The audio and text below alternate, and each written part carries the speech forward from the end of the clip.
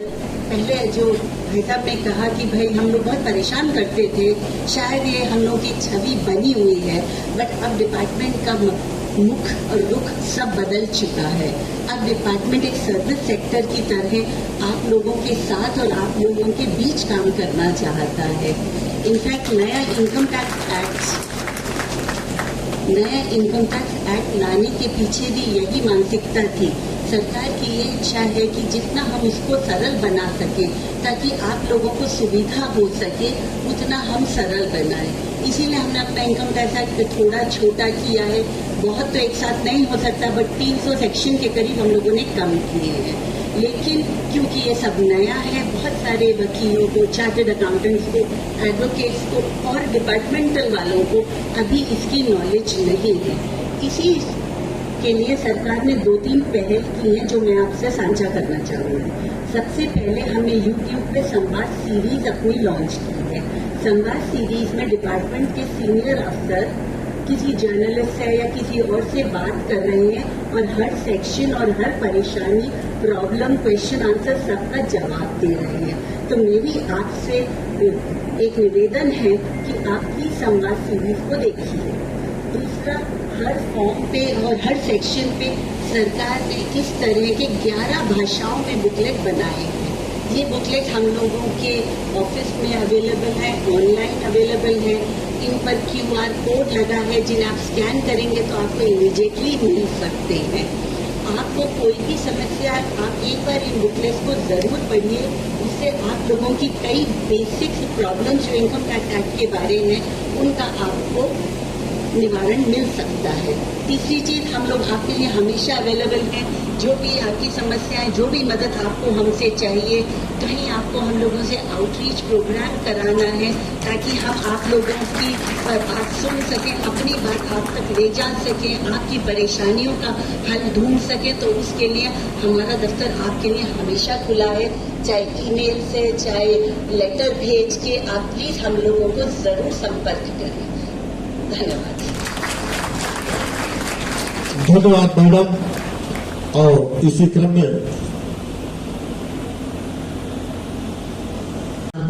अग्रवाल को पुनः आभार व्यक्त करते हैं। हमारे अनुरोध पर आप हमारे मीटिंग जहां बताएं और अपने साथियों से अनुरोध करेंगे कि आपको यादगार के रूप में एक छोटी सी स्मृति चिन्ह भेंट करते हुए और इसी के साथ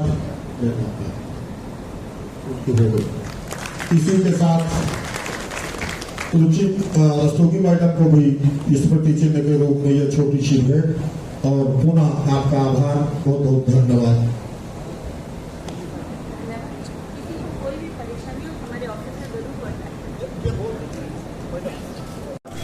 कृपया अपना शुभ नाम बताएं। राम प्रकाश मिश्रा, एडवोकेट, कौशाम्बी, अध्यक्ष जिला कर अधिवक्ता संगठन कौशाम्बी और ये दिवाली टैक्स सेमिनार के आयोजक। उत्तर प्रदेश की राजधानी लखनऊ में आप लोगों ने आज एक भव्य कार्यक्रम का आयोजन किया है, क्या उपलक्ष्य था, कृपया बताएं। देखिए, हमारे एक पुराने संगठन उत्तर प्रदेश कर अधिवक्ता संगठन, इसको खड़ा करने में संस्थापक अध्यक्ष आदरणीय हर्ष शर्मा जी ने जब GST लॉन्च हुआ तो देखा गया कि टैक्स अधिवक्ताओं में थोड़ी सी इस नए कानून को चल रहे थे, क्योंकि ये एक्साइज और कस्टम से ये कानून उठाए गए, तो कहीं न कहीं से इसमें इनको एक अड़चन आ रही थी, अज्ञानता जैसी बोध हो रहा था। तो इसको देखते हुए आदरणीय हर्ष शर्मा जी ने दिवाली करके एक वर्चुअल वेबिनार शुरू किया, जो प्रत्येक शनिवार को सायं 4:15 बजे से लगभग 6:30 बजे तक 2-2.5 घंटे चलता है। इसके माध्यम से अलग अलग एक्सपर्ट इनकम टैक्स के और GST के अलग अलग विषयों पर बुलाए जाते हैं और अलग अलग विषय उनके रहते हैं। अच्छा जी। उस विषय पर पूरे देश के कई कर अधिवक्ता जुड़ते हैं उस वेबिनार से और जुड़ करके उससे ज्ञान प्राप्त करते हैं। तो आज हम लोगों के लिए हर्ष का विषय ये है कि उस दिवाली वेबिनार के चलने के 6 वर्ष पूरे हो गए। अच्छा जी। और उसको हम लोग एक जश्न के रूप में सेलिब्रेट कर रहे हैं। क्या बात। क्योंकि बात पढ़ने और लिखने की है, तो उसको पढ़ने लिखने के उस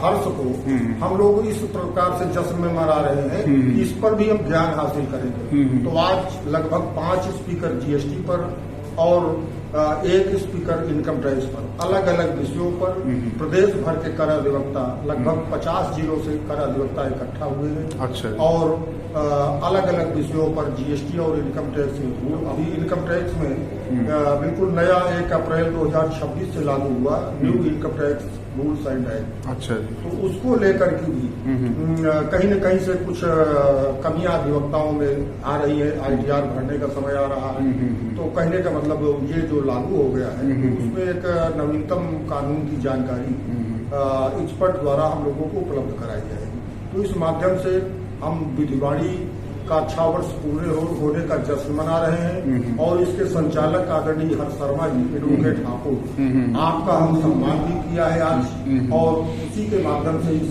टैक्स सेमिनार आयोजित करके और उसका ज्ञानार्जन के लिए क्लास चला रहे हैं। हमने देखा आपने कई अधिवक्ताओं का सम्मान किया यहाँ पे, क्या मतलब किस स्तर पे, किस उपलक्ष्य पे आपने सम्मान किया? देखिए, कर अधिवक्ता अलग अलग जिलों से आए और हम लोगों का एक संगठन है उत्तर प्रदेश कर अधिवक्ता संगठन, ये सब उसी के पार्ट हर जिले के हर स्टेशन से अलग अलग बार डिवीजन बनी है जो उस प्रांतीय संगठन से संबद्ध है। तो उनके प्रतिनिधि, अध्यक्ष, मंत्री और हमारी संस्था के प्रदेश संस्था के संस्थापक सदस्य आए, उनका अलग अलग सम्मान इस सेमिनार में। सर, आए दिन ऐसी सूचनाएं मिलती रहती हैं, घटनाएं देखने को मिलती हैं जिसमें सुनने को आता है कि किसी करदाता जिसको कर देना चाहिए था, तो उसने जो कर सरकार को देना चाहिए था उसने दिया नहीं, चोरी कर लिया। जीएसटी चोरी की बहुत सी घटनाएं देखने को मिलती हैं, तो इनको रोकथाम के लिए हम कुछ कदम क्या उठा रहे हैं या क्या इसका हल है? देखिए, जीएसटी में इस समय करदाता द्वारा अज्ञानता में चोरी हो जाए वो अलग चीज, जी जी, बल्कि कहीं न कहीं से इसमें चोरी के कोई बहुत रास्ते नहीं। अच्छा, रास्ते नहीं, बल्कि एक रास्ता ये है कि ये जो इनका सचल दल बना हुआ है, अगर ये ईमानदारी से कार्य करने लगे तो राजस्व में और वृद्धि हो सकती है। और होता यह है कि कुछ करापोचक व्यापारी इनके सानिध्य में आ जाते हैं और इनसे साठगांठ करके और ये टैक्स की चोरी करके और कम दाम में मार्केट में माल बेचते हैं। जो एक विधिक रूप से पंजीकृत व्यापारी है जो सही टैक्स देना चाहता है, वो कंपटीशन में इनसे फेल हो जाता है।